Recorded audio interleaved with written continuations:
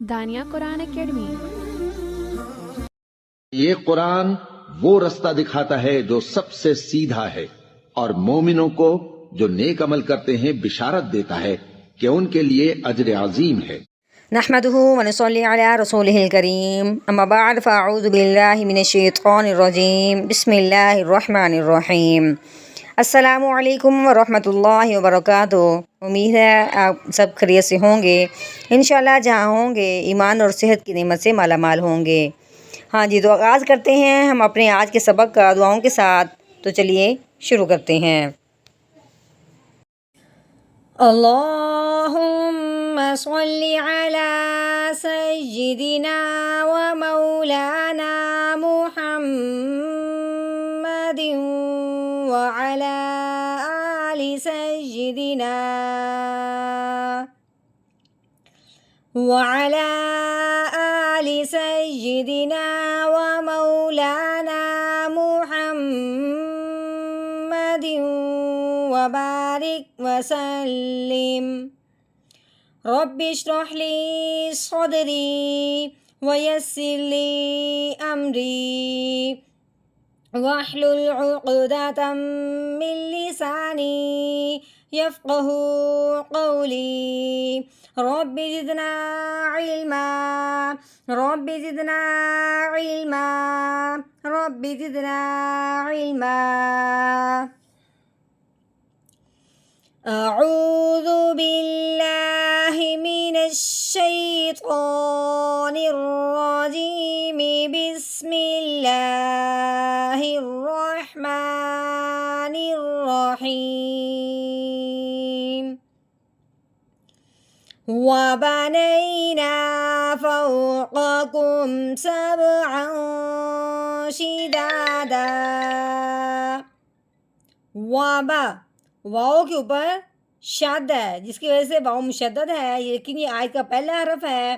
اس کی ہم مکمل ویڈیو پیچھے بنا چکے ہیں، لیکن ہم اب یہ بتائیں گے کہ مشدد حرف جو ہوتا ہے آیت کا اگر پہلا حرف ہو تو وہ شد نہیں پڑی جاتی، صرف زبر پڑی گئی ہے، ٹھیک ہے۔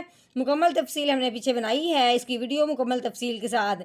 واؤ زبر وا، با کے اوپر زبر ہے، با زبر با، وا با۔ نون کے اوپر زبر، اگر یا کے اوپر جزم آنے کی وجہ سے یا ساکن ہو گیا، تو یا ہم دیکھیں گے کہ یا ساکن ہے تو اس پہ کون سا قاعدہ جاری ہوگا۔ جاننے سے پہلے یہ سمجھنا ہے کہ جب بھی یا ساکن ہو یا واؤ ساکن ہو تو اس کو پڑھنے سے پہلے غور ضرور کرنا ہے کہ اس سے پیچھے جو حرف آیا ہے اس پہ کون سا اعراب ہے، یعنی کہ زبر ہے یا زیر ہے یا پیش ہے۔ اب یا ساکن ہے یا واؤ ساکن ہے، اس سے پچھلا حرف دیکھنا ہے، ٹھیک ہے۔ اب اس سے پچھلا جب ہم نے یا ساکن سے پچھلا حرف دیکھا ہے وہ ہے نون، اس کے اوپر کیا ہے؟ زبر۔ حرف چاہے جو مرضی ہو، ہم نے دیکھنا ہے کہ اس کے اوپر اعراب کون سا ہے، ٹھیک ہے۔ اب یا ساکن سے پہلے حرف پہ زبر آ جائے، جیسے کہ آ چکی ہے، تو اس پہ پھر لین کا قاعدہ جاری ہوتا ہے۔ اب ہم نے کیا کرنا ہے کہ یا ساکن کو، نون کو یا ساکن کے ساتھ ملاتے ہوئے نرمی کے ساتھ پڑھنا ہے، جھٹکے کے ساتھ نہیں پڑھنا، کیونکہ لین کا مطلب ہے لفظ کو نرمی سے پڑھنا، جھٹکا لگاتے ہوئے یا کھینچتے ہوئے بالکل نہیں پڑھنا۔ تو کیسے پڑھنا ہے؟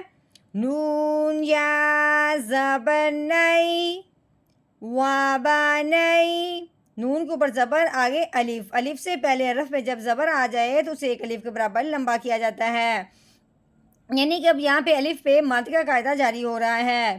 نون الف زبر نا وَبَنَيْنَا، فا کے اوپر زبر، آگے پھر واؤ کے اوپر جزم آ گئی، واؤ ساکن ہو گیا۔ یا ساکن اور واؤ ساکن ان دونوں کو پڑھنے سے پہلے دیکھا جاتا ہے، یا ساکن سے پہلے دیکھا اس کے اوپر زبر ہے۔ اب ہم دیکھ رہے ہیں واؤ ساکن، اب واؤ ساکن سے پہلے حرف پہ بھی زبر آ گئی، یعنی کہ لین کے جو دونوں حرفوں پہ جو قاعدہ جاری ہوتا ہے وہ ایک آیت میں دونوں جمع ہو گئے، کیونکہ لین کا قاعدہ یا تو یا ساکن پہ ہوتا ہے یا پھر واؤ ساکن پہ، لیکن قاعدہ دونوں کا ایک ہے کہ یا ساکن سے پہلے زبر آ جائے، واؤ ساکن سے پہلے زبر آ جائے، اس پہ لین کا قاعدہ جاری ہوتا ہے۔ اب ہم نے کیا کرنا ہے، اس واؤ کو بھی لین کے ساتھ جاری کرنا ہے، یعنی کہ واؤ ساکن پہ بھی لین کا قاعدہ جاری ہوگا۔ جیسے کہ فا کو واؤ ساکن کے ساتھ ملائیں گے اور نرمی کے ساتھ پڑھا جائے گا، جھٹکا لگاتے ہوئے کھینچتے ہوئے ہرگز نہیں پڑھیں گے۔ فا واؤ زبر فاؤ، نہ تو فو لمبا کرنا ہے یا فو جھٹکا بھی نہیں لگانا، ٹھیک ہے۔ فو قوف زبر قا، فوق، کاف کے اوپر پیش، میم کے اوپر جسم آنے کی وجہ سے میم ساکن ہو گیا۔ کاف میم پیش کم، فوقکم۔ ہاں جی، آگے سین کے اوپر زبر ہے، با کے اوپر جسم آنے کی وجہ سے با ساکن ہو گیا۔ اب با جو ہے، اب ہم نے غور کرنا ہے، جو بھی حرف ساکن ہوتا ہے نا اس پہ غور ضرور کیا جاتا ہے۔ اب یعنی یہ ساکن ہوا ہے واؤ تو اس پہ غور کیا، یا ساکن ہوا تو یا پہ غور کیا۔ اب با ساکن ہے تو با پہ غور کریں گے کہ با کن حرفوں میں سے ہے۔ جب ہم نے غور کیا تو معلوم ہوا تو با تو حروف کلکلا میں سے ہے۔ حروف کلکلا پہ جب اس طرح کی جزم آ جائے، حروف کلکلا جب ساکن ہو جاتا ہے تو اس کو ہلا کے پڑھا جاتا ہے، یعنی اس پہ کلکلا کا قاعدہ جاری ہو جاتا ہے، کیونکہ با حروف کلکلا میں سے ہے اور وہ ساکن ہو چکا ہے۔ کلکلا کا قاعدہ کیا ہے کہ اب ہم نے پچھلے والے کو جب حرف کلکلا کے ساتھ ملانا ہے تو اس کو ہلاتے ہوئے یعنی جھٹکا لگاتے ہوئے ہم نے پڑھنا ہے۔ کیسے؟ سین با زبر سب، کیا کرنا ہے؟ سب۔ اب عین کے اوپر تنوین ہے، تنوین کو جب بھی ہم نے پڑھنا ہے اگلے حرف کو ضرور دیکھنا ہے، کیونکہ تنوین کو پڑھنے سے پہلے اگلے حرف کو دیکھا جاتا ہے کہ اگلا حرف حروف ہلکی میں سے تو نہیں ہے یا لام اور را میں سے، کیونکہ تنوین کے بعد اگر حروف ہلکی میں سے کوئی حرف آ جاتا ہے یا لام اور را میں سے کوئی حرف آ جاتا ہے تو تنوین پہ غنہ ہرگز نہیں کرتے۔ یا تو شین ہے، نہ تو حروف ہلکی میں سے کوئی یہ حرف ہے، نہ لام اور را میں سے کوئی حرف ہے، تو اب ہم نے کیا کرنا ہے، تنوین پہ غنہ کرنا ہے، وہ بھی کون سا؟ اخفا کا، ٹھیک ہے۔ اب اخفا کا غنہ کریں گے کیسے؟ عین دو زبر عو، سب عو، ٹھیک ہو گیا۔ شین زیر شی، دال کے اوپر زبر، آگے الف، الف سے پہلے حرف پہ جب زبر آ جائے تو اس پہ ایک الف کے برابر لمبا کرنے کا قاعدہ جاری ہو جاتا ہے، یعنی کہ الف مدہ جاری ہو گیا۔